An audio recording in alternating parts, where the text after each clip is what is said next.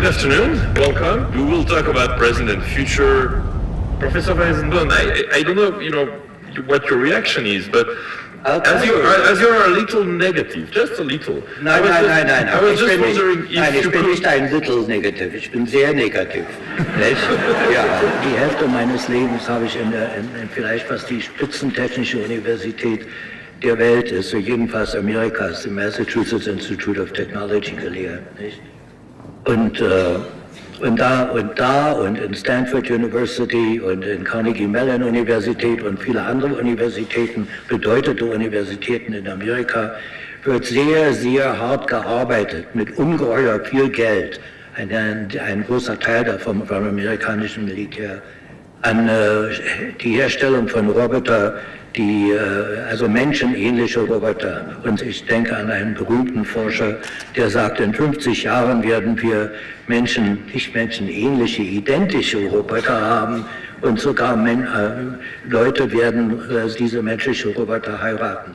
Da frage ich, also wenn ich so eine wunderbare, hübsche Frau treffe und so weiter, eins, das sie nicht hat, es kann sein, dass sie einen wunderschönen Körper hat und wer weiß was, nicht? Aber eins, das sie nicht hat, sie war nie ein Kind. Nicht? Das heißt, sie hat keine Geschichte. Sie hat keine Geschichte, die ein Mensch, die aus irgendwelches Material, soll ich sagen, ein Mensch macht. Dann kommt natürlich, I wonder if, sorry to interrupt you, Professor, but... Dann kommt natürlich die Frage, brauchen wir das? Ziemlich bestimmt, glaube ich, habe ich kein Jahr. Ob ich ein halbes Jahr habe oder 3 Monate, weiß ich nicht. Dann ist auch die Frage, nachdem verschiedene Sachen in mir implantiert worden sind, es fängt an mit einer künstlichen Herzklappe oder 2 und vielleicht sogar ein künstliches Herz. Und dann erstmal Elektroden und dann Chips im Gehirn. Und jetzt frage ich mich, wie weit würde ich gehen wollen? Wie lange ist es, wenn ich wirklich sagen kann, es gibt ein Ich. Ich lebe. Statt dass ich dann der Gastgeber für eine ganze Menge Elektronik bin, zum Beispiel. Nicht? Und das Ich, das gibt es nicht mehr. Und ein großer Teil von was ich mache, ist sozusagen von anderen Menschen programmiert, so wie mein Computer, der ein Operating System hat, nicht? Das wurde von anderen Menschen programmiert und so weiter, nicht? Nein, das möchte ich nicht. Also ich möchte eine Identität haben, ich möchte ich bleiben. Und ich möchte in Würde leben, ich möchte eine bestimmte Lebensqualität haben. Und naja, dann ist die Frage, ist da eine Art Vollendung meines Lebens, a completion, nicht?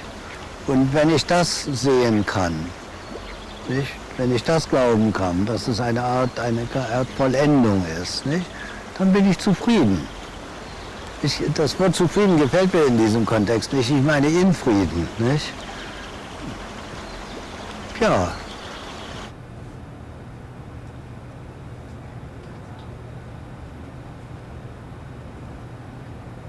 The conversation I had in my book with Bill Gates actually took place. Bill and I were on a boat to his house, and we were talking about how technology is changing many of the assumptions about human life, including the idea that we have to die and that death is a good thing. These are ideas that come from religion.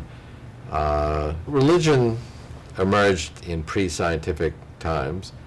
And one major role of religion is to deal with this impending tragedy that we die. And so we've rationalized this tragedy, and that's what it is, as, oh, death is really a good thing. And then we look at the natural world and we see that everything dies and we think, okay, that must be a good thing. But actually, human beings have always been the species that goes beyond the natural order. We're not just like all the other animals. And that's what technology has enabled us to do. And ultimately, actually, we'll be able to capture the information in our brains, what I call the mind file, which right now is not backed up 100 years from now, we'll think it pretty incredible that we went through the day without backing up our mind file. I mean, you wouldn't go through the day without backing up the files on your personal computer. If someone smashes your computer, the files aren't gone. You can recreate them from the backup. We have information in our brains too, which represents our knowledge, our personality, our skills. It's our mind file. We don't back that up because we can't access it today, but eventually we'll be able to do that. And if in fact we do get hit by the proverbial bus, we'll be able to recreate who we are. That's maybe 30, 40 years from now. And we can actually capture the software of our lives and recreate it. We'll be able to dramatically extend human longevity.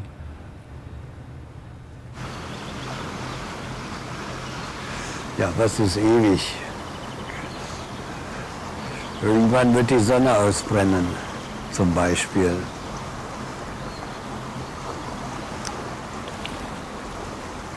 Das wollte ich. Hier ist Bach. Komm, süßer Tod, ganz berühmt.